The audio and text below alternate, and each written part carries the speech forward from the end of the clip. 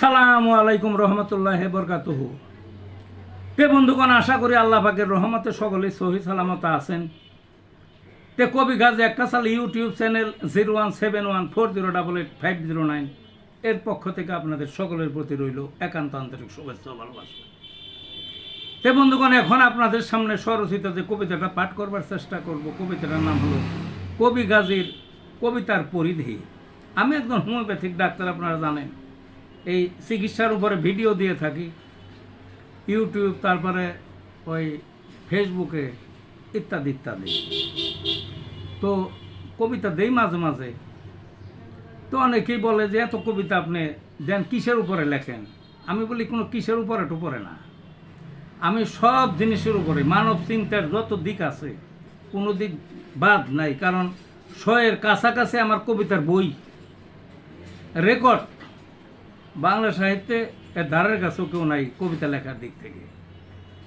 যা হোক, তাহলে পরিধিটা কি এটা ব্যক্ত করা যাবে না ছোট কবিতায়, তারপরে কিছুটা ধারণা দিব। তা আসা যাক কবিতাটার নাম কি? কবি গাজীর কবিতার পরিধি। আমার কবিতা জানি আমি সপ্ত সিন্ধু ছেড়ে, সারা ভুবন বিমোহিত। লেখনের ঝলক দেখে গতিটার এতটাই বেশি উল্কায় গেল হেরে, সারা দুনিয়া লন্ড ভণ্ড কলমের খোঁচার মারে।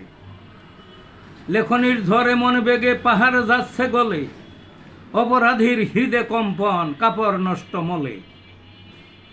পরাশক্তির দম্ভ চূর্ণ ডুবছে সাগর জলে, বেহায়াদের পথ রুদ্ধ আটকা পড়ছে জেলে। লুটেরাদের রক্ষা নাই, পিঠ ভাঙছে কিলে, প্রকৃতিতে প্রাণ ফিরল আয়নায় চেহারা দেখে।